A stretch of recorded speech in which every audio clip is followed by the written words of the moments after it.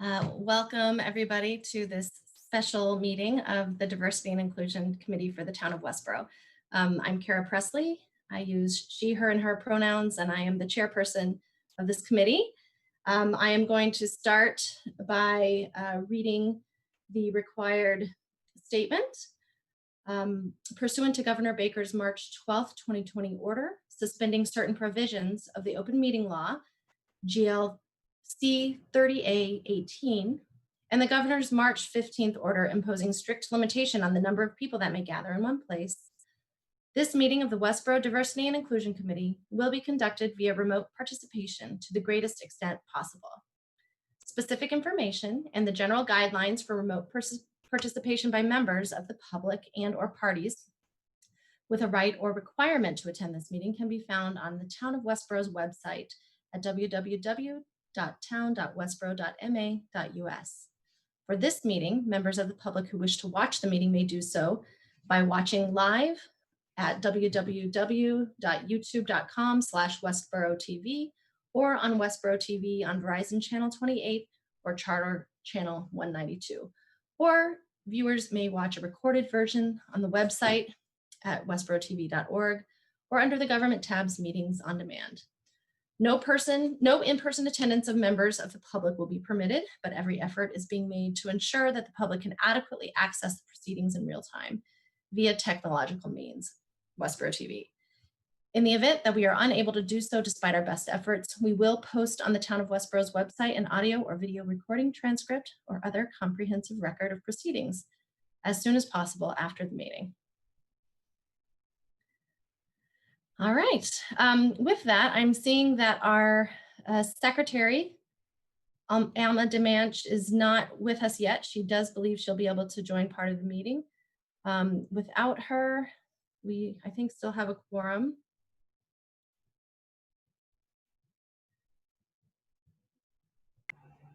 If you need minutes, Kara, I'll be happy to record those. You read my mind. Thank you. Yeah. All right. I'm making sure we have a quorum.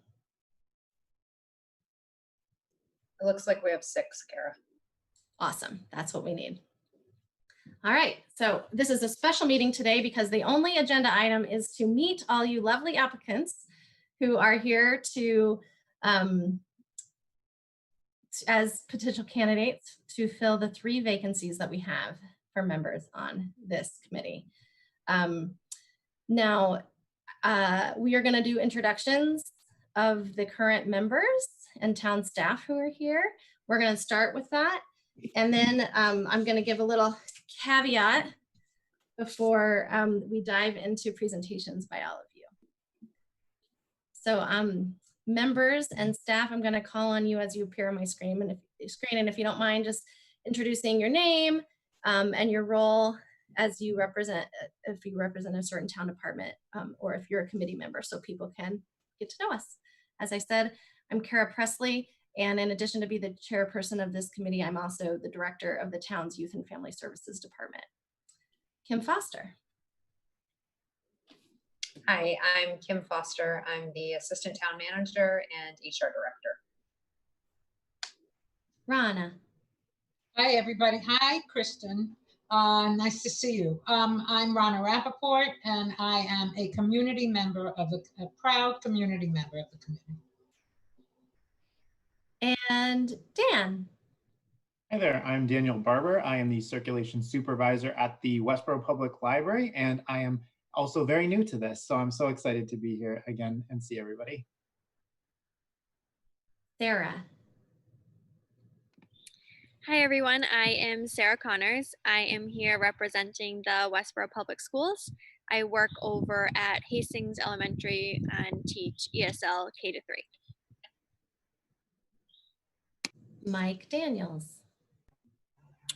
Hi, good afternoon, everyone. My name is Mike Daniels. I'm a sergeant with the Westborough Police Department. I'm also the community policing supervisor. And Christy. Hi, everyone. I'm Christy Williams. I'm the town manager. All right, great. So we also have with us, we have 8 applicants here today. There are actually 9 applicants.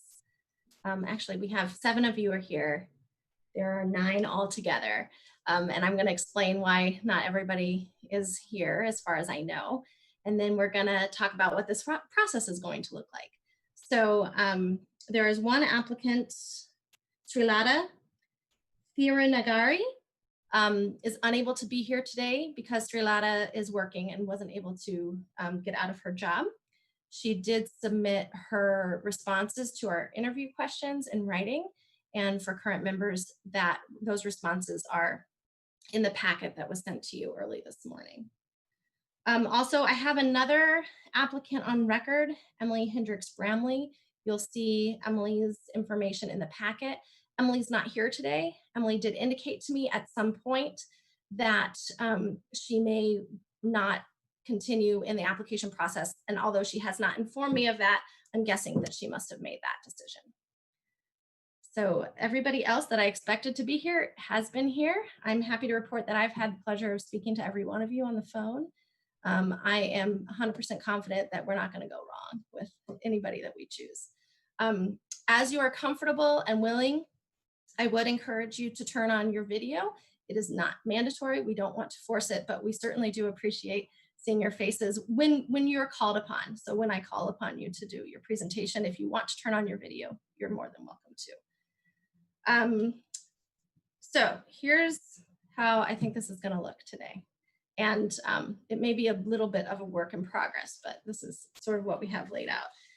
The current members of the committee and Christy Williams, the town manager, have been given all of your letters of interest and resumes for those of you who included them, and have hopefully had a chance to review those prior to today's session.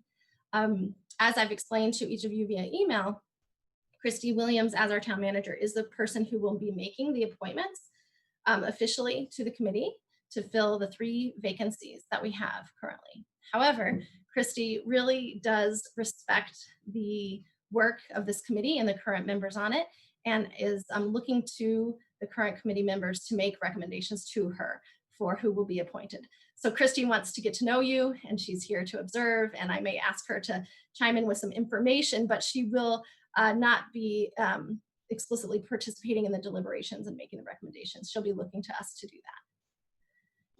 So I'm going to ask, Rana. Can we have a point of clarification, which I actually need also? For how long is a person appointed to the committee? What's the period of time? It's a 3-year appointment. Of course, we know that at times people have been required because of life circumstances to step down before that 3 years, but the understanding is that going into it, that it will be a 3-year commitment.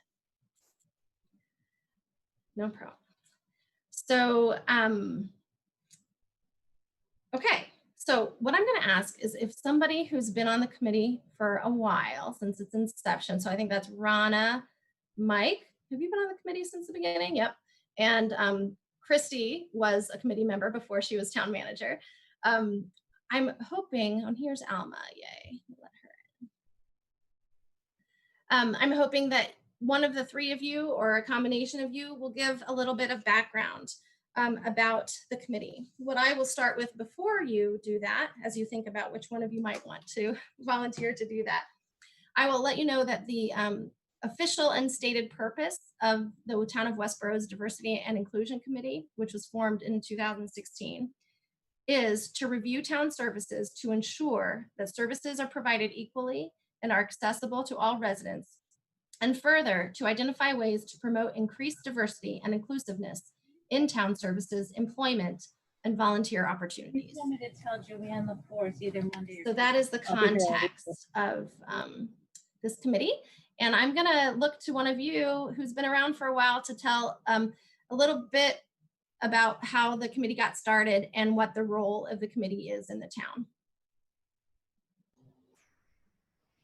Christy, do you want to tell about the genesis of the committee? Because it was actually you or someone else who actually started it. Yeah, so the previous town manager, actually, Jim Malloy, started this committee, I don't know how many years ago now, maybe 2016.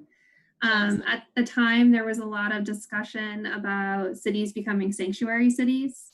And we sort of started the discussion of what does that mean? Is that something that's right for Westborough? And sort of going from there. And so we formed the Diversity and Inclusion Committee, and we did some research with the membership on what a sanctuary city was, and and talked with the police department on whether or not, we thought that that was something we were interested in Westborough pursuing. Ultimately, we did not pursue becoming a sanctuary city, but what came out of it was a policy within the Westborough Police Department related to legal status and how Mike might be able to speak to this better than me, but basically how the police department's role in sort of enforcing those types of laws, immigration laws. And so that was sort of the first thing that we did. And then we also brought together, we were trying to get people to come together and let us know if they felt that they weren't having the access to town services that everyone who lives in Westborough is entitled to. And so we set up at a lot of the international fairs that were at the different schools and, just sort of let people know that we were there. We did surveys. At the time, we had a great presentation from Maeve Hitzenbuehler related to the diversity of the schools and how they deal with that. And you have Sarah here now on the committee to give that perspective. And so I know that from that came different department heads would go to classes that were being held by the school at the time for English language learning parents and talk about some of the services that we offer. So that was another way for us to sort of get out into the community and really explain, what the town has to offer and how people can become engaged. We also talked about cemetery policies because we had been approached by one of the religious organizations in town about the possibility of having, specific sections or policies related to the new cemetery that would be preferable to that religious organization. So we talked a lot about that, and we came out with a new policy. I would say that, we actually also had, at one point we had the ACLU come and talk to us because we had there had been some offensive symbolism spray painted on the building in town, and like there was an incident and they came to yes. Okay, thank you. And so so we have done some good work, but I think that I'm really excited about Kara's leadership and sort of the changeover of the membership, including some more community members, because I think we really want to be answering the need from the community members, and we want to be making sure that we're getting out there and we're providing access and that people know what we're offering. And I think a great way for us to do that is to involve more community members in our monthly meetings. So. Thank you so much, Christy. I think that covers it really well. And since I had a chance to talk to each of you on the phone, hopefully you have a pretty good sense of kind of the role of us as members. We meet monthly for official meetings. There may be times that we decide to meet more often if we're working on a particular project or issue that needs to be more urgently addressed. Right now, since the pandemic has been happening, we've been meeting during the weekday on the third Thursday at 3 o'clock to 4:30.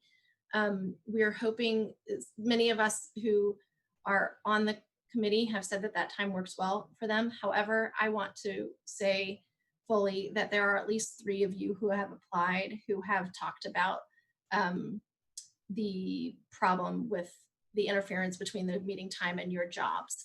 So I think that will be something that we'll talk about as a committee at our next meeting, so that we can try to, again, really make this meeting as accessible as possible to as many people as we can. So I just want to put that out there. We're not going to make any changes at this time, but it is something that we can certainly address. So with that, our plan is to go through and have each one of you applicants give us a short presentation answering 3 questions that I sent to you in advance. Very basic, but I think they'll give us a very good sense of where you're all coming from. And those 3 questions, so everybody knows, are: Why are you interested in being part of the Diversity and Inclusion Committee for the town of Westborough? How will you uniquely contribute to the Diversity and Inclusion Committee? And please talk about an issue that you would like to see addressed by the Diversity and Inclusion Committee and how you might propose that the committee approach this issue, making sure that the proposal fits within the stated purpose of the committee, which I stated at the start of the meeting. So that's what you've been each asked to speak to. We're asking you to try to limit your presentation to approximately 4 minutes. I'm going to call on you in alphabetical order by first name, because that is the way that all of your letters are organized in my computer. So that's the way we're going to do it. And when we're all done, time permitting, there may be a chance for the current members to ask you questions, for you to ask questions of us. And then we will move into the deliberation portion of the meeting. As I've explained to each of you, this is an open meeting. It's a public meeting, which means anybody is welcome to observe the meeting. Therefore, those of you who are on the meeting now are welcome to stay throughout to the end of the meeting. Historically, in situations like this, when we're voting to make recommendations for appointment, applicants have often opted to step out of the meeting. So that will be up to you. If you do decide to stay, you can observe the deliberations while you're on the screen. And of course, we want to acknowledge that this is being recorded, or it's being live streamed by Westborough TV and recorded for future viewing. And that includes the deliberation portion of the meeting. Any questions from anyone about the logistics of this meeting? And if you raise your hand, I'll call on you. All right, great. Then we're going to dive right in, and I'm going to call. So Emily Hendricks Bramley would have been the first person, but since she's not here, the next person in line is Greg Kincaid. So Greg, I'll unmute you. Or maybe you'll unmute yourself. I'll let you do that. Unmute. There you go. Awesome. Okay, now you have the floor. Please go ahead. Beautiful. Thank you everyone for the opportunity to come to this meeting. With the first question, the reason why I wanted to be a part of the D&I, Westborough's D&I, is I've always wanted to get involved in the community. I mean, I love politics, and you know, I don't just like to sit on the couch and talk about it. I'd like to get out there and help, and you know, definitely be a part of it as well. With the second thing, I wanted to know different groups of people that have similar passions and visions that I have for Westborough to make Westborough a better place. Also, I wanted to help lead Westborough D&I towards their goal, learn about the different boards and communities, how they work, and how I can offer them. Okay. On the with the second question, how will you uniquely contribute to the committee?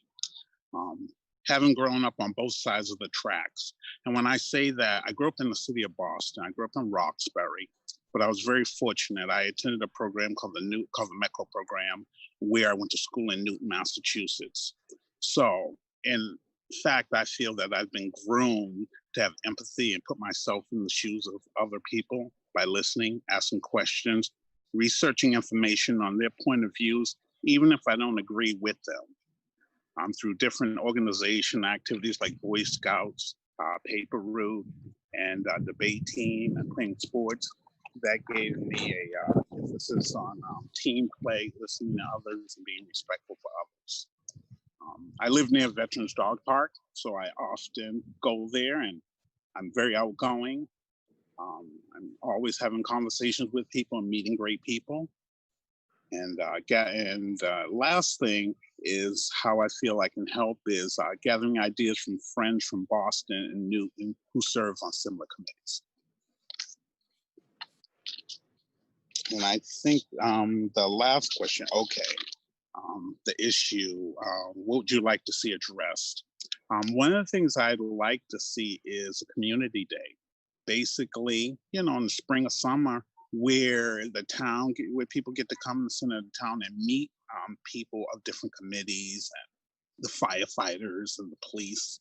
I think that build strong community influence with everyone. Okay, and like I said before, my last thing I'd like to see, and this is a long-term goal, I don't know if it could happen, but the MECO program. I think Westborough would be an excellent place to have the MECO program. I have a philosophy to much is given, much is expected. And to bring different kids in from different communities, it allows kids in the Westborough community to develop skills and to communicate and to understand other people. So when they go off to college and, you know, get careers and come back, they can help make Westborough a better place. It's my presentation. Thank you so much, Greg. That was lovely. Thank you. And next in line, we have Ema Ness. Go ahead, Ema. Sure. Hi, everyone. Thank you for having me here today. My name is Ema Ness, and I'm interested in being part of the Town of Westborough's Diversity and Inclusion Committee. As a second-generation Haitian American nurse leader and Westborough resident, I'm committed to promote diversity and inclusion for all. I was born and raised in Massachusetts and grew up in the urban inner city of Everett, Massachusetts. Most of my career, my education career, I went through Everett Public Schools. I then, for college, had my bachelor's degree, and currently I'm working on my doctorate.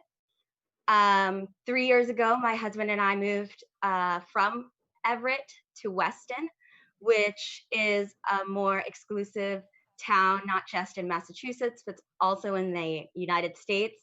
So as an interracial couple, we wanted to plant our roots in a safe and welcoming community. So 2.5 years ago, we purchased our first home here in Westborough. Professionally, I've achieved a lot of things. I started out as a triage nurse right after graduation from college at a community health center. I developed skills in motivational interviewing and facilitated weekly health education clinics in family planning, contraceptive management, hypertension management, and asthma management. I also participated in continuing health education trainings and received my initial Massachusetts school nurse licensure to become a school nurse. In this capacity, I had the rewarding opportunity to collaborate with charter school administrators in both Somerville and Boston, Massachusetts, and local community leaders within those districts, and parents in a grassroots volunteer effort to provide 2 meals a day to our K through 12 students who may not regularly have access to 2 meals a day, such as lunch and dinner, during the weekends or during school breaks. 6 years after receiving my bachelor's degree in nursing, I became the first Black nurse leader of the Harvard University Health Service Satellites, which consists of Harvard University School of Public Health, Harvard School of Dental Medicine, Harvard Medical School, and Harvard Law School. In this role, I successfully established daily team huddles and collaboration and implementation of A3 lean thinking and problem solving to improve processes that directly impact organizational goals and priorities. I also collaborated strategically with university leaders on a rapid improvement event and designed a university health service standard work process for initiating unplanned downtime, which is using an electronic health record. And as mentioned before, I'm currently working on my Doctor of Nursing Family Nurse Practitioner from UMass Amherst. And pretty much I like to say the way I am is pretty much my philosophy is kind of approaching things with flexibility and fidelity. And I hope to do that within the Westborough Diversity and Inclusion Committee. I feel both personally and professionally, I bring a lot to the table. And from a personal standpoint, for the third question, what I think I can bring or what I'm I believe could be useful for the committee and for the town is for its selectmen, town leaders, I guess participate in some sort of a professional development, educational training process. And my husband, he actually works for an organization called Facing History and Ourselves. And I just want to briefly read you their mission so you have a understanding of who they are, and you can also check out their website. So what they do is they use lessons of history to challenge teachers and their students to stand up to bigotry and hate. And they have different, they're stationed pretty much all internationally as well as all across the United States, in Chicago, Toronto, France. And this is a free resource that we provide not only K through 12 students, but also adult learners. And this is all free of charge. And it comes via electronic as well as literature and books. So I feel like I bring a vast network of resources to facilitate in educating our town and learning through members of our town so we can be a more diverse and inclusive place.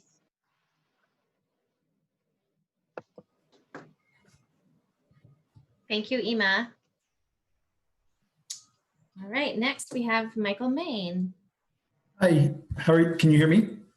Yes, we can, thanks. So maybe I am an overachiever, but I did a PowerPoint and I didn't know if I could share my screen.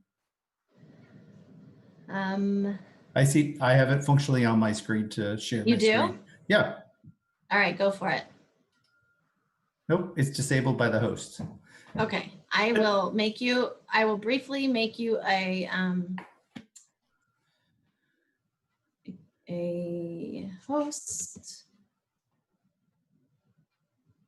And then you make me a host. Do you know how to do that? When we're done, I'm gonna make you the host. And when you're done, you'll hit the 3 dots at the top right corner of your picture. Okay. Now you are the host and you should be able to share. Great. Can everyone see my screen? Not yet. There's usually a delay.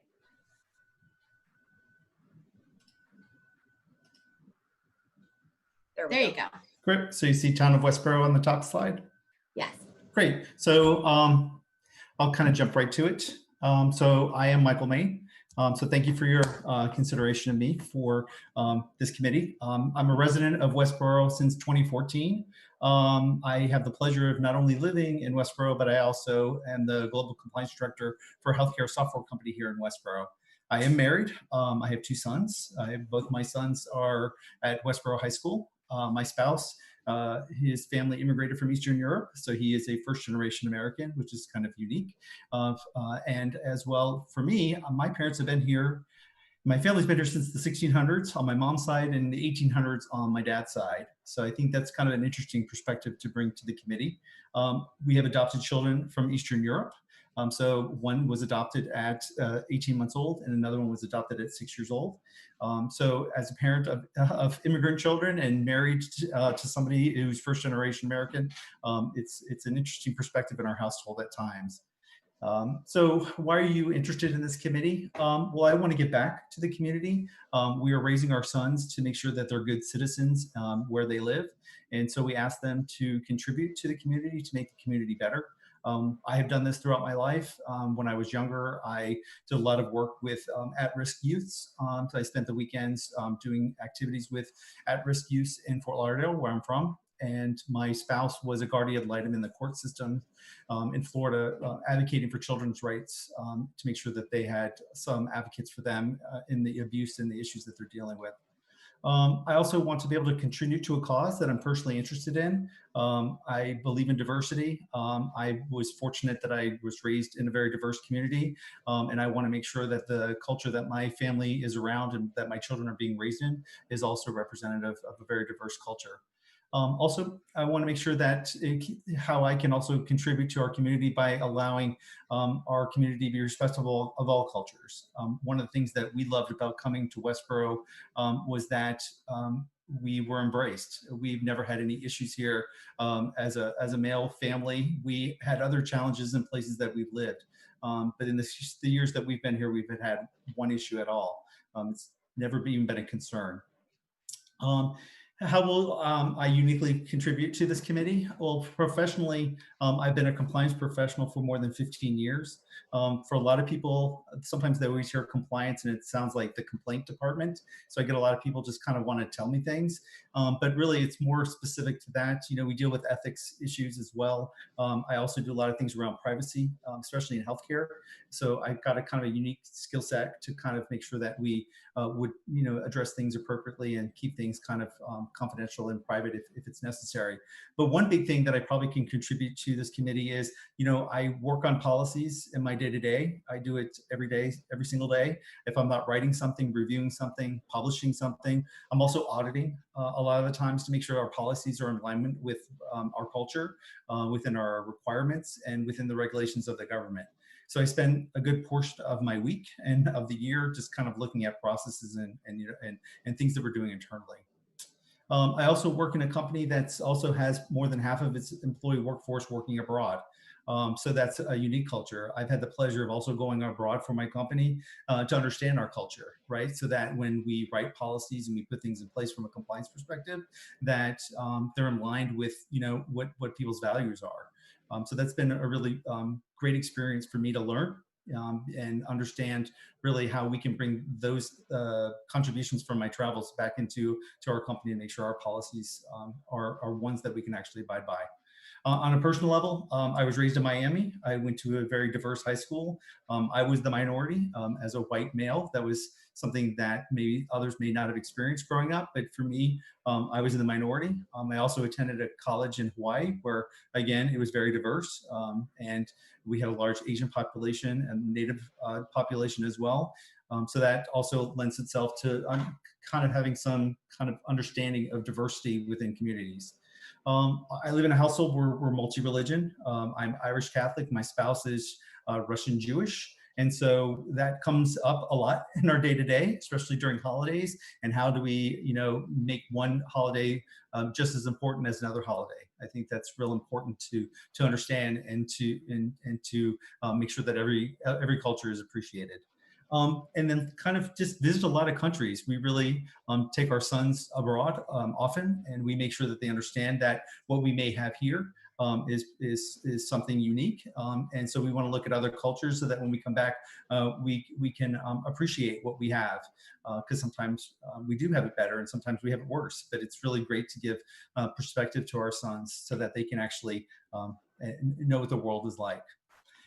So issues that you'd like to address by the committee. So I've given this some thoughts, and so I've got some examples. And so, you know, how can we as Westboroughians make others feel included, either in events or gatherings or even recognitions around town that we see? But one of the things that I took into consideration when I was asked this question was, what do I see when I kind of drive around, or what's around me, right? And one of the things I thought of when I was driving, especially living in Miami, I lived in Honolulu, so I'd always see street names, and street names kind of talks about what you are as a community, right? And so in our town, I see names like John Pratt Circle and Samuel Harrington Road and Thomas Newton Drive. And I just wonder, you know, are these actually historical figures that represents the diversity of our town?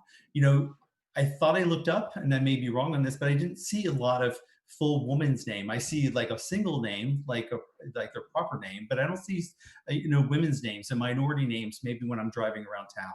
And that was just something that I took note of. And I was just thinking, gosh, you know, if I, you know, couldn't relate to those names, what does it mean to me when I'm driving around and seeing those names? I know growing up in Miami, I would find roads that were not written in English, and I'd have to, you know, try to pronounce them if I were trying to give people directions, right? Same with Hawaii. You know, there's a lot of Kamehamehas and Waikoloas and things like that. And when I went to college there, I had to learn how to pronounce those names again, because I had to give directions either, to receive them or to give them. And it's something that was important. So I think kind of streets, could be something that we could look at. Is there a better way that we can represent our community by just, our street names? Well, that's who I am. So I appreciate your consideration of me. I'm very passionate about this topic, and I hope that you want to consider me to be part of this committee. I'd be greatly appreciative of that. So thank you. Thank you so much, Michael. Yes. Now let me see if I can follow your instructions and give it back to you. Sure. You said to go at the top. The top of your square where your face is, there should be 3 dots when you put your cursor there. Sorry for being... Or actually, it would be my face. Go to my face, 3 dots at the top of my face. Yep. And it'll say make host.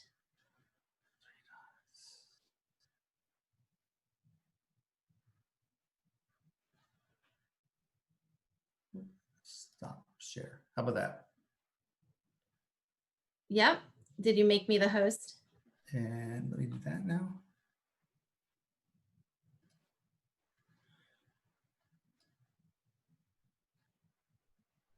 Go to my face, top right corner, 3 dots. I lost your face. Oh, there you are.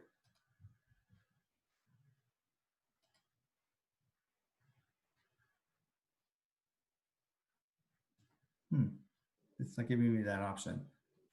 Okay, that's all right. I'll go back to, I shouldn't need to be the host too. Oh, wait, there you go. There you go. Oh, you got it? Okay. Yep, thanks. Right. Oh, I'm the host. Good. Thanks. All right, thank you. Thanks, everyone. Next in line, we have Ryan Nguyen. Ryan, go ahead. Hi, everyone. My name is Ryan. In case you don't know me, I'm a recent Westborough High School graduate and an incoming first-year student at Harvard College. I'll be taking a gap year due to COVID-19. I'd like to give a little bit of context about my family before I officially begin. So I'm interested in being part of the town's Diversity and Inclusion Committee because as the son of war refugees from South Vietnam, I've never really been short of inspiration. I remember being 7 when my mom first told me about war life.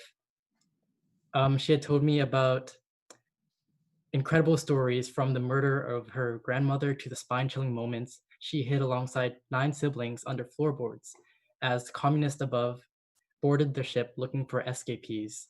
Now, unique stories and backgrounds like this, individuality, should be celebrated.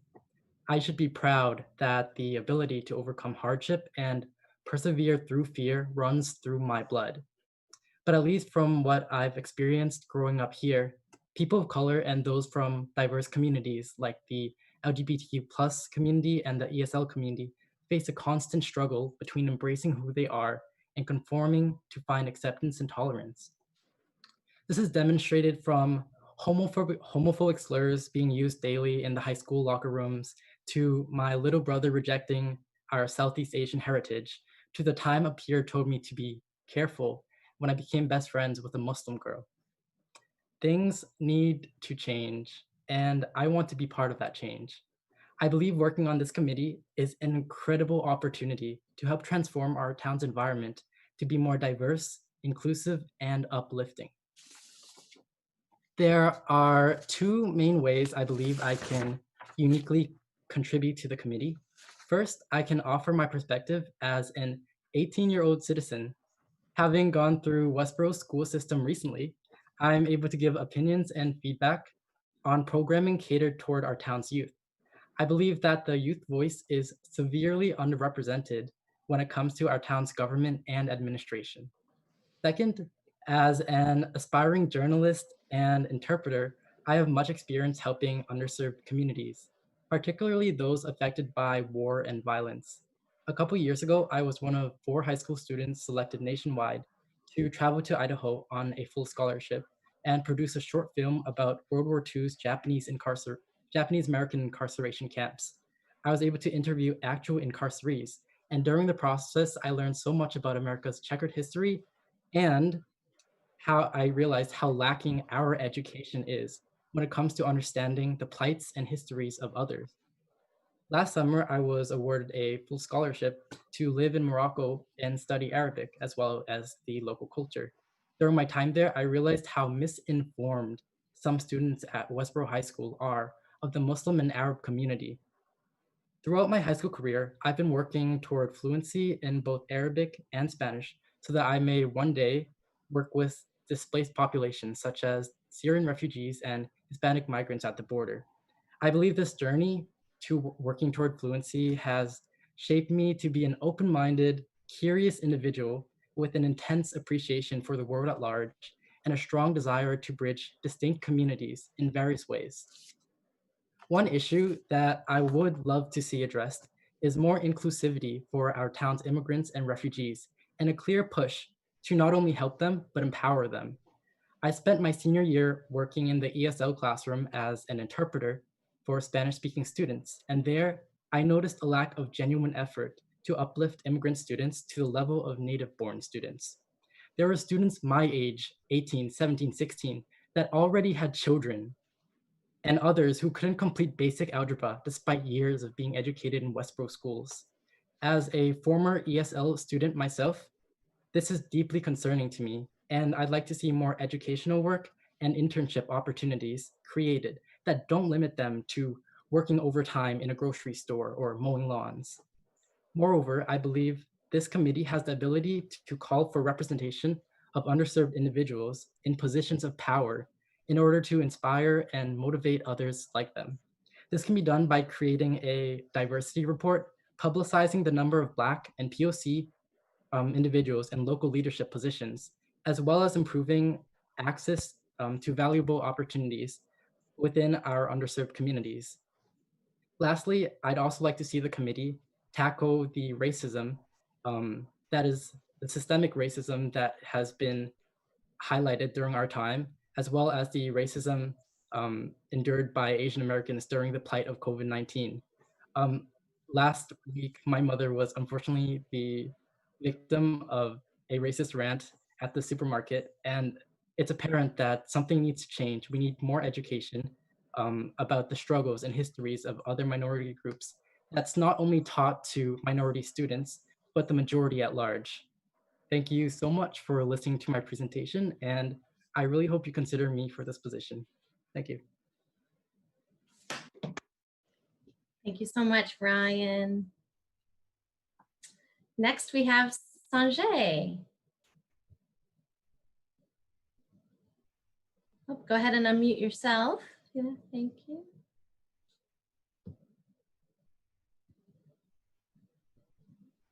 Can you hear me? We can hear you. Okay. Go right So ahead. my name is Sanjay Shah, and I was born in India.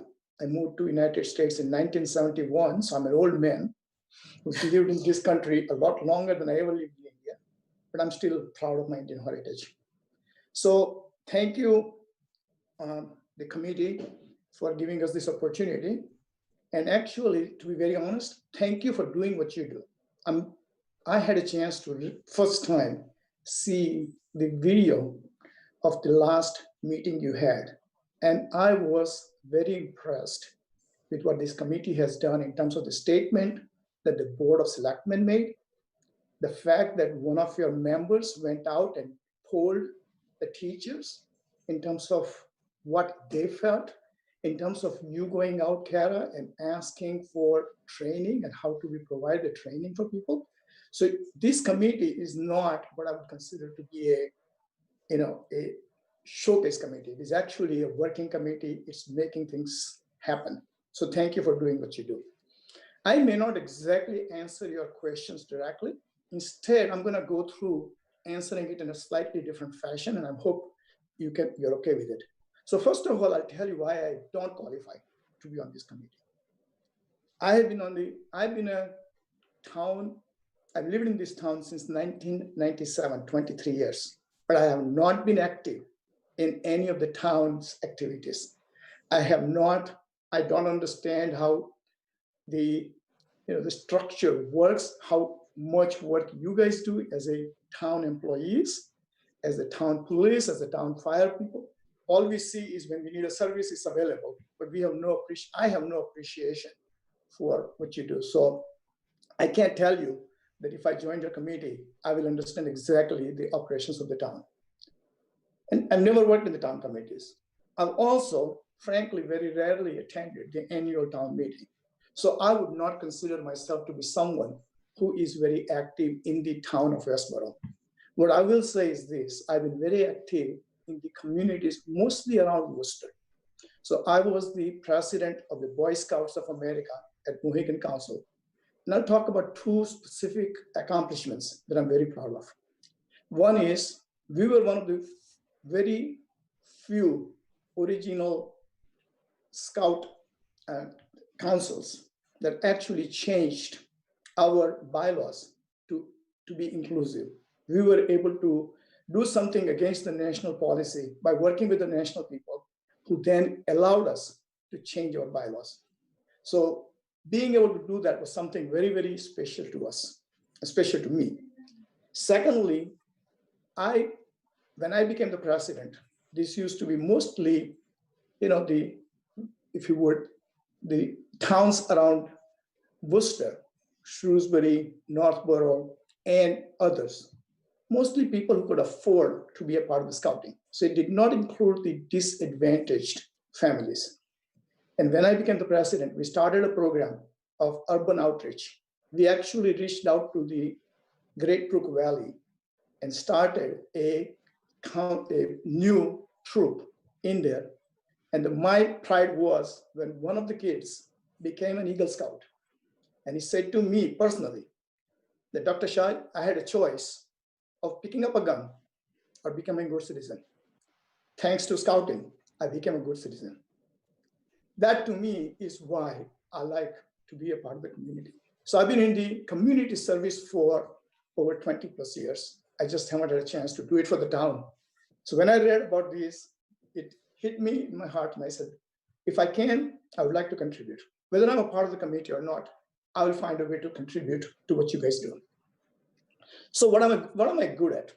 Why would you want me to be on a committee? Well, I'm good at listening and understanding other people's opinions.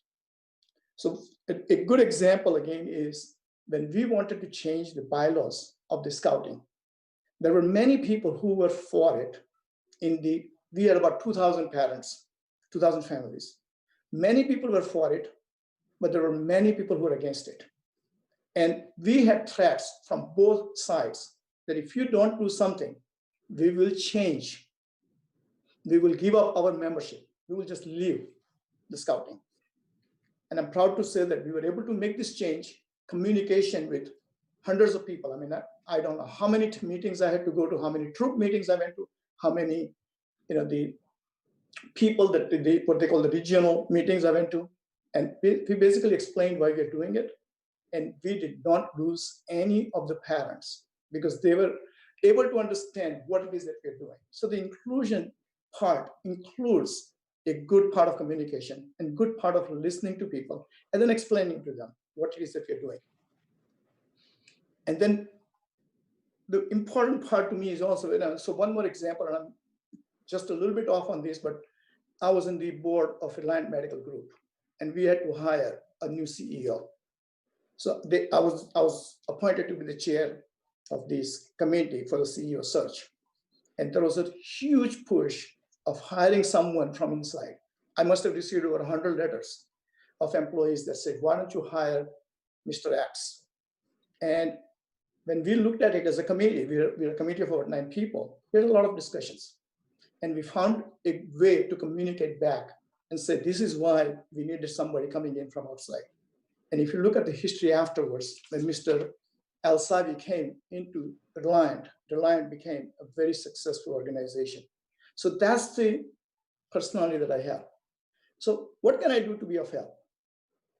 So first thing, at least the way I see it, your decisions, these committee's decisions, they may not be binding because you are in effect advising and there is a whole process that we go through that you make the decisions, they go further, and then eventually they get implemented. So what I see is they will have a lasting impact. every decision that you make isn't for short time. It's not something that, affects you just tomorrow. It affects you for years and years to come. And it's going to get town to be a better place because of the fact that you make the right decisions. So one thing that I could do is this. I'm very active with the Indian Society of Houston. If you look at the town of Westborough, the Indian population has been growing rapidly, and I can represent the India Society to be bringing in coordination with this kind of a committee to see as to what can we do together to increase our approaching that part of the community. Which is the other part that I'm good at is this, defining the processes and criteria that help you in terms of deciding how do you make a decision. The last meeting that you had some really two very smart, very good, very learned, and very well-spoken people who presented their viewpoint. Very important. Those viewpoints are very important. There's also something called a silent majority. And we need to make sure that as we take these viewpoints, that we put this in a perspective and then create some criteria by which we judge these choices. So creating the process, creating the specific things that we can go out and say, we are adopting this particular approach because it fits these criteria. It will be a wonderful way because then it's transparent to people. It's not like I said so and I'm a committee member, that's why my vote counts. It's much more of this is the right thing for the town of Westborough. And I'm saying to you, not because I know you do that, I'm just saying that that's what I am doing. So that's what I have to bring to the table. And again, thank you for doing what you do. I appreciate it. That's it. Thank you so much, Sanjay. Next, we have Shazia. Are you still with us, Shazia? Yes, I am. There you are. Excellent. Good to see you. Go right ahead. First of all, I wanted to thank Ryan for stepping up. Like I already mentioned earlier to you, Kara, that we need youth representations. So thank you so much for stepping up. And now I may begin. My name is Shazia Tare, and I've been a resident and active member of the Westborough community for almost 2 decades. Born and brought up in Dubai, I feel I have a unique experience of living in a multicultural society. Based on my resume and letter of interest, you can see how personally and professionally I'll be an asset to this committee. I'm a mom of 4. That qualifies me as a superpower. I'm sorry, my voice is not helping me today, so I'll try to slow down. I've enjoyed living in this beautiful town with its loving and caring residents. Unfortunately, I have also been exposed to the microaggressions that often go unaddressed. I've been campaigning for diversity on multiple platforms. My work with town committees and multiple nonprofits has been to promote inclusion, equity, and awareness. I hope to contribute to this delicate process within the town government. I want to see the diversity committee evolve from the societal bandage it is often viewed as. I appreciate the steps our town is taking to increase diversity, equity, and inclusion, but we need to address this like a business plan with a heart. We need accountability. We don't need a box checked off for diversity. We need to experience the equity and build on our successes to serve as engine of change. As for issues pertinent to the current social climate, we need to respectfully redirect the mindset of those who see change as a threat. We also need to take thoughtful steps towards change. As Ian Johnson said, things don't happen overnight. Folks need to be tolerant. We have taken the right first steps by acknowledging a need and then having Anthony Weaver, our town historian, educate us about things like the town seal. Clearly, despite good intentions, we have a long road ahead. I see this committee as the training wheels to a wholesome, inclusive community. I hope to make inclusion a default part of this beloved town, not just an afterthought. Thank you. Thank you so much, Shazia. All right. I'm going to go ahead and go to Vidya. And after Vidya, I'm going to read Srilata's responses to the questions. So Vidya, you're up.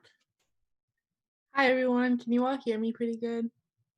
Yes. Okay, good. Just checking. Okay, so as you all know, my name is Vidya Ramalingam.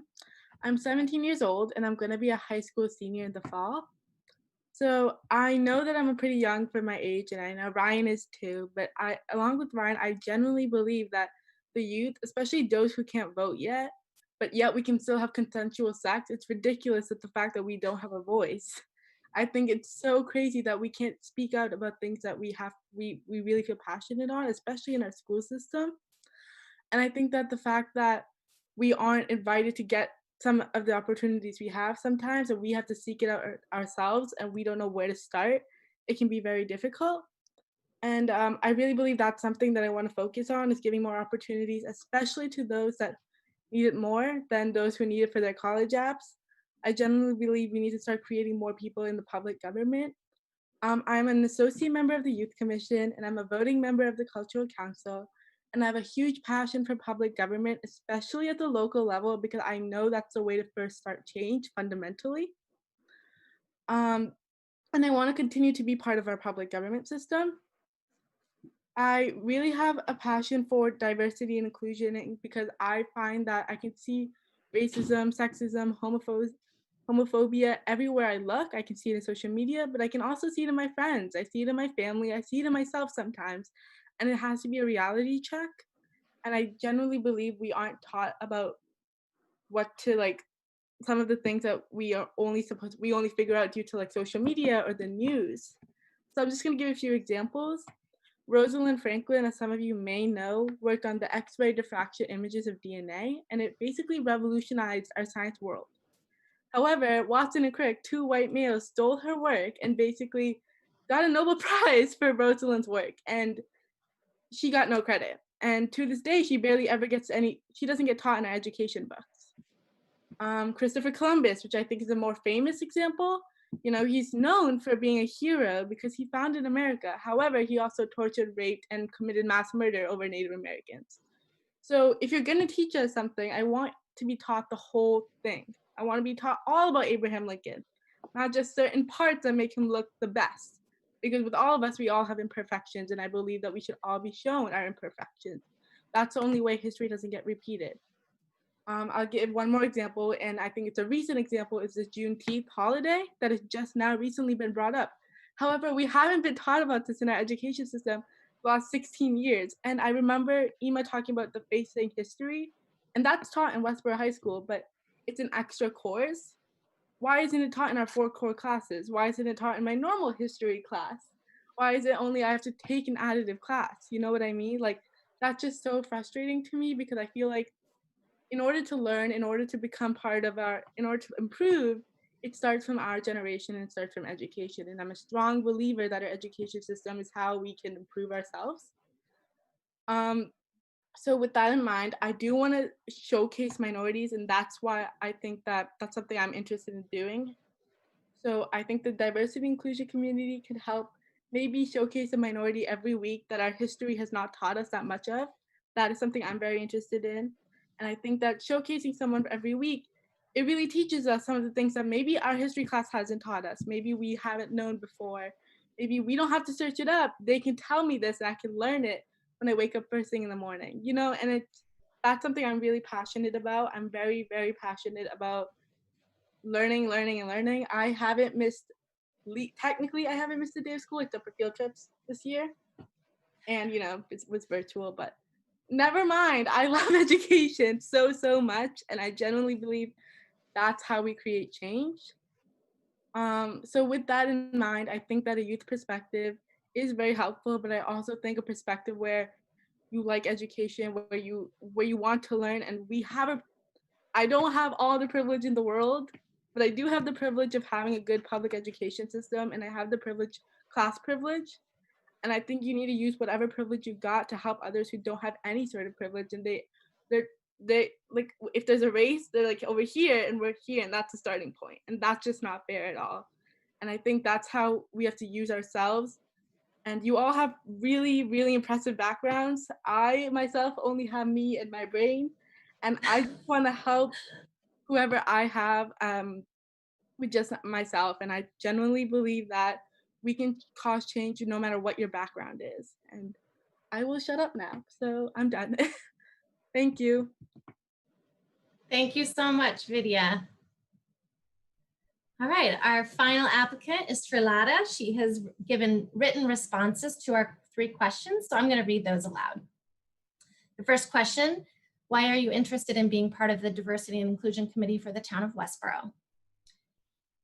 Trilata writes, as a town resident with children as a part of the public schools, Westborough school system, I would like to make this a more inclusive place for the diverse populations of Westborough.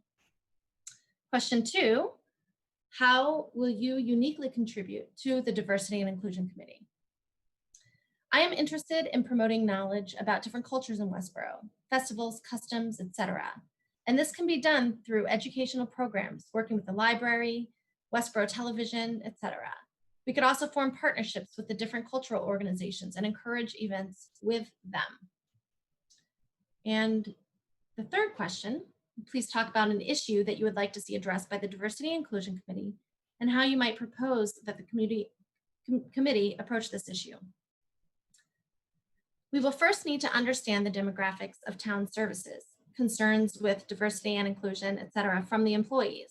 One way to do this is to create a well-designed survey to gather the information and send out. Once we have this, we can analyze and formulate actions to meet concerns that are brought up related to diversity and inclusion. This can be a big project, but we as a team, we can, if willing, divide it into various subtasks and achieve the goals. We can also create a suggestion board or page on the town website and gather input that way. Thanks, Trilata. All right, that wraps up our presentations from applicants. We are running just a little bit behind our agenda, so we don't have time for to entertain questions in a way that I think would give everybody opportunity for time. But let me just put a request out to the current members and to our town manager. Is there any final things that you'd like to say to let our applicants know? Sarah Connors says, thank you to each of you for joining us today. It was a pleasure listening to each of you. I concur. Can I say something? Yeah. All right. Sure. So Vidya and Ryan, outstanding. I was a Westborough High School graduate in 1995, and I am so happy and so proud to see how well you've been educated in the Westborough Public Schools. Great job. Thank you so much. Thank you. Rana. I don't know who we will decide, but I'd love to be friends with every single one of you. Your presentations were outstanding, and you're really, each of you is such a unique and interesting person. Thank you so much.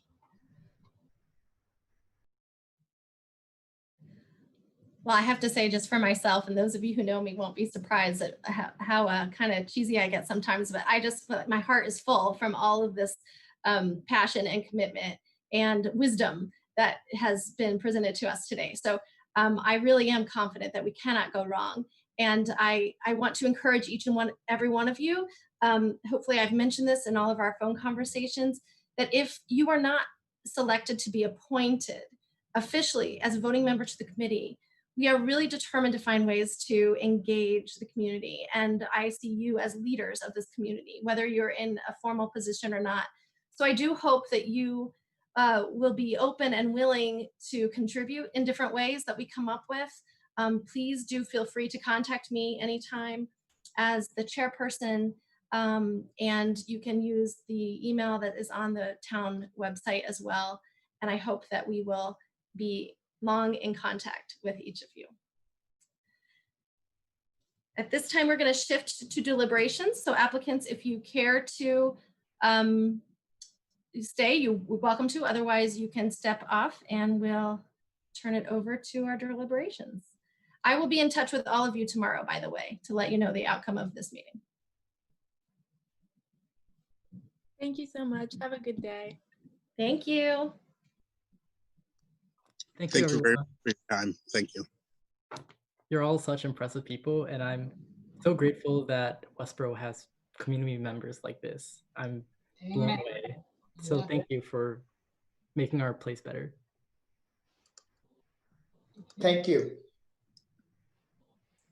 Thank you. Thank you. Thank you.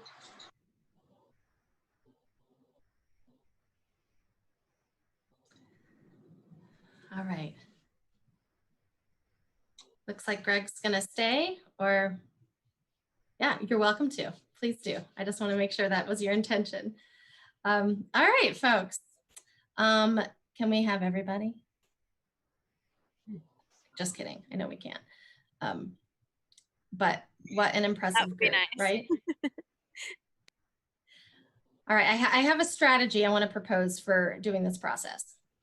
And but I'm totally open to different ideas if you think that this might not work. Go ahead.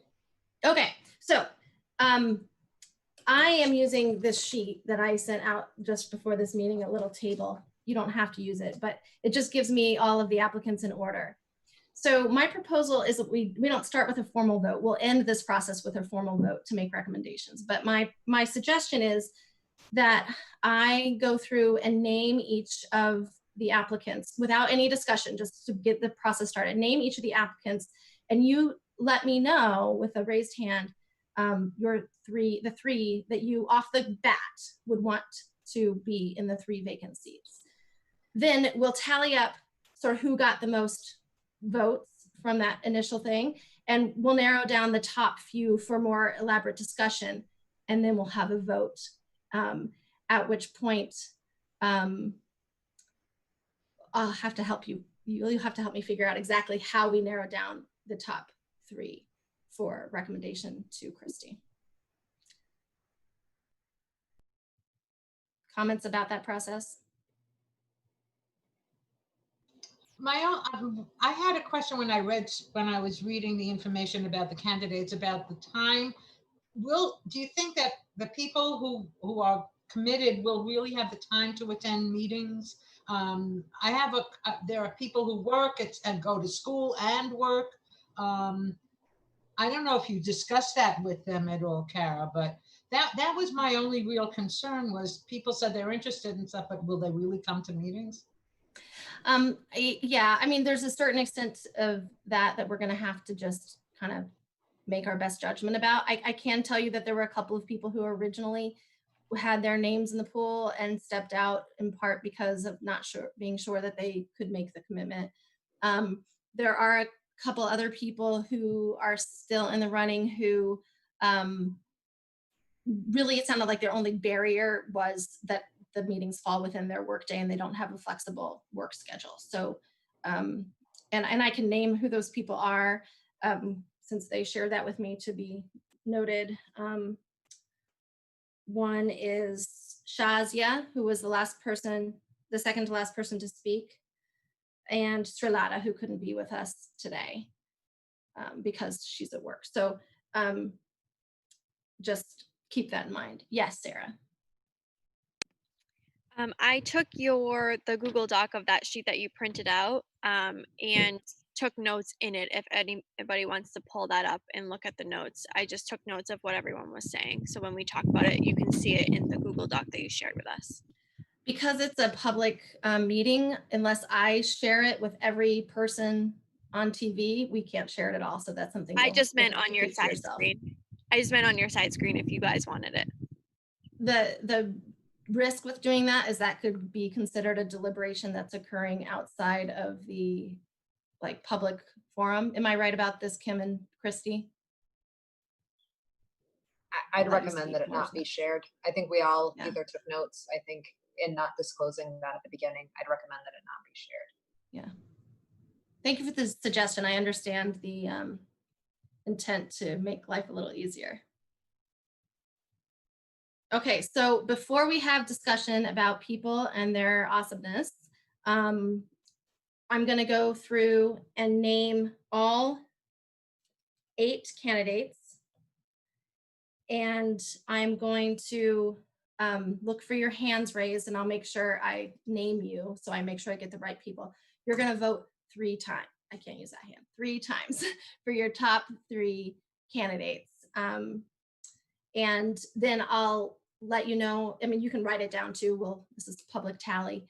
Oh, it looks like Shazia wants to join us again, so I'm going to let her in case she does. Okay, so you're going to vote 3 times, and I'll tally that, and then I'll let you know what our tally adds up to. Good? Okay. We're going to start with Greg Kincaid. Votes for Greg. Dan 1.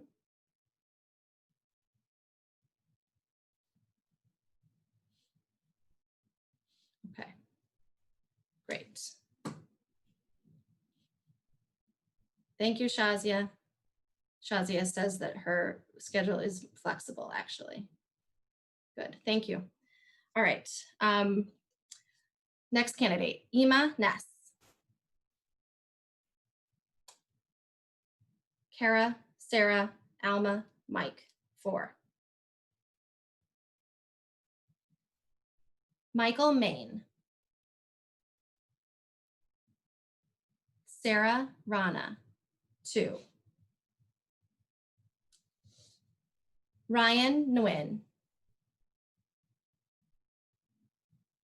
Kara, Sarah, Alma, Rana, Michael, 5.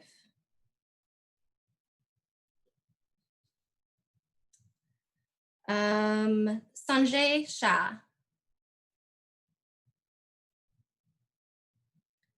Mike, Kim,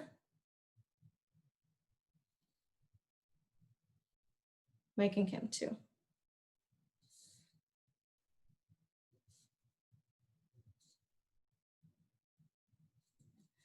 All right, Shazia.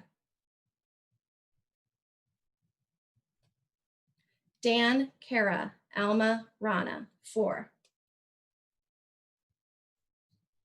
Srilata.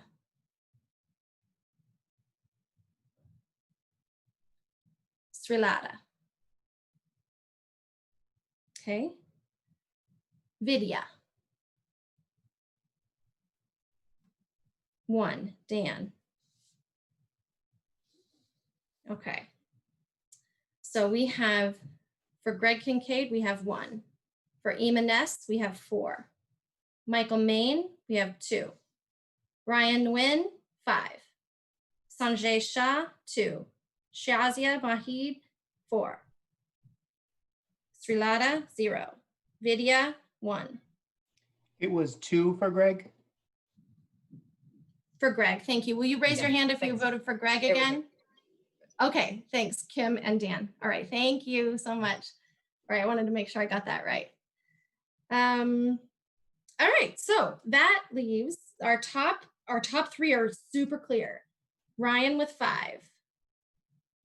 Ima with 4. Shazia with 4. Okay, so we can take this one of a couple of different ways. We can just talk about those 3 and talk about either, if like what we like, what we don't. If anybody wants to make a case for some of the underdogs who got fewer votes and talk about them, I think that's an awesome thing to do. I've seen it happen in these meetings where people have persuaded the vote big time. So I certainly welcome that conversation. Or we could even take a final vote and just wave to my family. They're being all quiet and sneaky behind us. So what do you propose we do next? Mike. Well, can I, my thought is that, you know, obviously, as you said, it's clear with the top three, but I think, me personally, I think there's an argument to be made for some of the other individuals that we interviewed. In my case, you know, I think Sanjay would be a good fit. He was one of the three that I voted for. But we can discuss it if you want. It's up to you, but that's just my suggestion. Thank you, Rana. We have to have a unanimous vote? Could we decide? Could we have to have? Go ahead. I don't know, Kim, majority vote? And a majority of us or a majority of the committee members? We have to vote on what our recommendation to the town manager is. Okay, I hear you. So because so the vote, decide if we wanted to, I'm not discounting your suggestion, but I'm also saying that since there are three that clearly were above the, you know, that we all agreed upon, as it were, we could sort of just decide that it's those three, right? Without necessarily having further discussion. I'm just saying that is within the realm of possibility, right? Totally. We could turn what we just did into a formal vote. I mean, we do it again and turn it into a formal vote, and that would be our recommendation to the town manager. Okay, thank you. Yeah. That said, I really do value some level of discussion about why we're identifying the people that are hit the top and making kind of an argument and a case for those who might not be at the top. Dan, what were you going to say? If we're discussing it a little more, I wanted to just quickly say why I wanted to vote for Vidya. And if it's a good time for that now. For Vidya? Sure, let's start. So I, before I came to Westborough and worked at the library here, I was the young adult librarian in Shrewsbury for over a decade. And I ran a volunteer group of about 100 young adults. And we had them here. I recruited them and I spoke to so many of them. And I really loved her outlook on things. I love her voice. I love the way she was talking. And I think she could really impact this committee very positively. And I think everyone can. I think this is like we're like, it's a blessing and a curse because we have such great applicants. But I really liked her voice specifically and the way she's identifying that teen voice. And I think Ryan did a phenomenal job as well. But when I was looking at the two of them saying like, we need a youth voice on this committee, maybe it's both of them. But I leaned towards her because if Ryan's headed off to Harvard next year, I thought, you know, we have a little more time where we know we have a youth interested for a couple of years. So that's why I was leaning that way. And I have no doubt if Ryan's on this committee or not, he's going to do amazing things for this community. And Vidya probably will too. But in terms of this committee, that's why I was kind of torn between the two of them for that youth voice. And I think she would be the one that I would recommend. So that's. Thank you. Mike. So I think Christy was on the committee, Rana as well, and Alma a while back. Kara, you might actually, I don't know if you were on the committee, but I suggested that we have someone from the youth community. I think they're both, you heard what I said, they're both fantastic. I was excited about everyone, but specifically those two for their voices, as Dan said, I love them both. But I was just thinking to myself, as long as we had one representative, I was good with either one. My personal choice went with Ryan, but Dan, you bring up a good point about his availability later on. And I didn't catch, what year is Vidya? And she a junior or? She's a senior. Okay, so we have. They're the same, really. Right. They both have a year of time to give us. I mean, I don't know. It's a tough choice, but definitely one of those three positions that we have available, I feel needs to go to one of them, whoever we decide as a committee. I'm good with my personal choice is Ryan. So full disclosure, I am, the Director of Youth and Family Services, so I go to all the Youth Commission meetings. And Ryan was a voting member for 2 years, and Vidya is going into her second year as an associate member. They are awesome. They are both. I cannot say anything but praise about each of them. I know Ryan a bit better because he was on for 2 years, and we've had more individual conversations. They're both stellar. They both are members of the Cultural Council. Ryan is no longer because, again, he graduated. Folks who are on the Cultural Council have reported to me that they're awesome contributors to that. They're gonna be around, and I have no doubt whoever we choose between the two of them, the other will lift their, their voice will, they will make their voice heard, and they'll be happy to get involved as much as we want them to. So I don't think we can go wrong. I liked Michael Mayne, is his last name? Yes. Mm-hmm. I love the different perspectives that he brought. His own perspective from the different experiences that he had, as the experience of a minority, actually, an unusual minority, but a minority nonetheless, and his family, and how he seems to inculcate all of that into who he is. So I was I was impressed with everyone, as I said. It really is an awesome, awesome thing that all these people are so interested in doing this. I wish we could have them all. I liked what he said. I was impressed by that very much. So that's my push.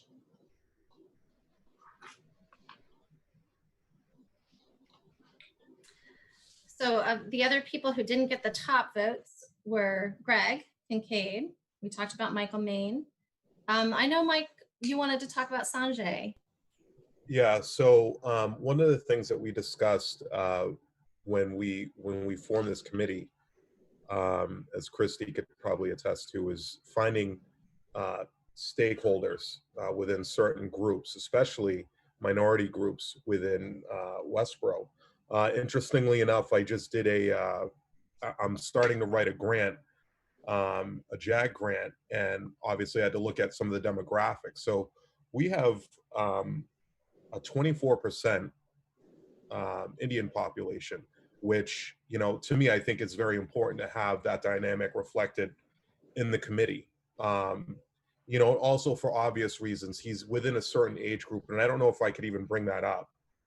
But I mean, I just think that should be also represented. Just my opinion. I like the fact that he's involved with other things outside of Westborough that could positively influence, maybe something within our own community. And I think that definitely could not hurt, having someone that has connections to not only the Indian community and a specific age group, but other resources outside of Westborough.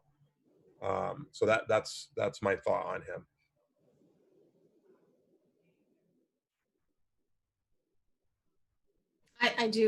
Even though I did not raise my hand because I had to choose just 3, I think that Sanjay could add tremendous value. So if I could add I would like to add like a 4th and a 5th vote, but since I can't, but I will just say that.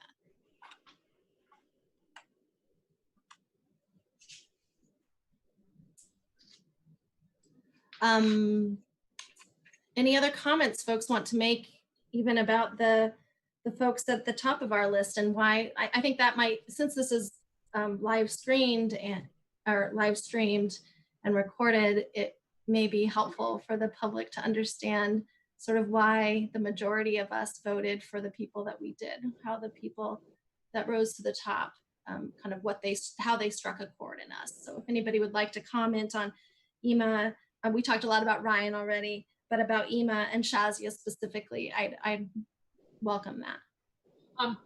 First of all, Mike, you're very persuasive. I think that your point is extremely important and very well taken. And so actually, Dan, so are you. Both of those, I thought those were it's very helpful in clearing thinking. Shazia has attended meetings of the committee just as a member of the community, and she's been really faithful in doing that. And I think that she has a very unique perspective to bring to the committee also, just like Mike was pointing out. Another perspective like that would be wonderful to add as well. So I would definitely think that she is very much an asset. She's done some really extremely wonderful things also from the point of view of organizing things, her resume says so. I really like. Shazia, yes, I'm sorry to cut you off. Shazia is very active in the community. I've met her many times in many different settings. She has come to numerous diversity and inclusion committees I've been to in the last 2 years. So that's part of the reason that, yeah, for me, she kind of stands out, that she has a real like kind of consistent, persistent presence and, you know, commitment to influencing change and organizing in town. Dan. When talking about Shazia, I was impressed with her letter, as well as in her presentation, she commented on microaggressions in town, thing that I think is super important to address as someone who's been on the other side of those, as well as a member of the LGBT+ community. I think that's something that tends to get overlooked, and she brought it right up. Right in her short time, she countered that as something she wanted to work towards remedying. And I think that is just exceptional. And I think if I'm not mistaken, she was the only one to bring that up, and that right away was like, you know, this, like I said, this is such a hard choice, but I really think that is a very important issue to work towards. So, thank you.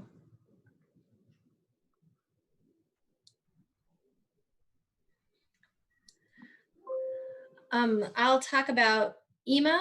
I think that Ema, her experience in healthcare, her attentiveness to education and looking at disparities in education and healthcare, and her efforts to address issues of food insecurity, you know, those are things that in my profession and personally are really important to me. So for me, that's what stood out for her and her. Mike, and then Sarah. Go ahead, Mike. So for all the same reasons that you liked Ema, I also, two words stuck out with me for her: flexibility and fidelity when approaching issues of culture. I like that a lot, because I think sometimes, you know, there isn't a lot of flexibility when giving opinions or even thinking about some of the issues that can be brought up. I also like the fact that she mentioned professional development, which, you know, we were mentioning in one of our more recent meetings about how can we get someone inside to kind of help us with, you know, we were talking about writing grants. How do we get somebody in here to, you know, maybe provide some training? And I think that's a cool link to have. Just articulate, well-spoken, a lot of different experiences in the school system, thirst for education. To me, those are all pluses. So I liked her a lot. Thank you. Sarah? I'm gonna try to talk fast because there's a lawnmower right there. I apologize. But I did really like her as well. I really felt like she had an urge to keep learning, which I really think will push us in the right direction to keep us becoming more educated on things as well. And as someone who delivered meals 3 times a week to the kids in town, I thought that she would be a really helpful resource of how to kind of manage that in a better way than we did this past spring. So definitely would talk to her whether or not she does make it on the committee.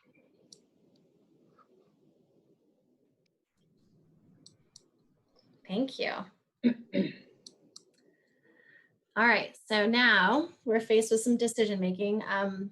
I would love your thoughts. Do we want to, because I think that these conversations are persuasive, do we want to do a retally and not an informal, you know, tally of our opinions of the top 3, and then identify and do a formal vote then on the top 3, or do we want to make our final recommendations in a different way? What do you all suggest? Kara, can you just recap the top 3? Yes, absolutely. Ema had 4 votes. Ryan had 5. Shazia had 4. I guess a simpler way would be, does anybody want to shift a tally mark from one person to another? And that might, okay, Rana. You're on mute, Rana. I apologize. It's okay. I'll give my Michael vote to Sanjay. Thank you. So that brings Michael to 1 vote and Sanjay to 3. Would anybody else like to change their initial choices? All right. So just to recap, when we did our tally, and now that we've changed 1 tally mark, we have Greg with 2, Ema with 4, Michael, Mayne with 1, Ryan with 5, Sanjay with 3, Shazia with 4, Srlata with 0, and Vidya with 1.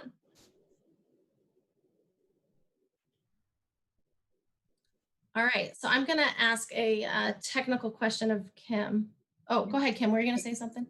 I was gonna say, one way to handle it is based on the top 3 that you just detailed. We could just, there could be a motion that would then need to be seconded for a vote to recommend that the top 3 vote getters be the individuals that we recommend the town manager appoint. You just read my mind. Perfect. May I have such a motion? Yes, from my, I don't know how to phrase it, but yes. I make the motion to accept the top 3 candidates and recommend them to the town, right? Right? Is that yes. It? Okay. I can second. Okay. Rana and Sarah. All right. So the vote is, so I'm going to do a roll call vote, which means I'll say what we're who voting seconded? on. Oh, Sarah. Sarah. Thanks, Alma. Rana first and Sarah second.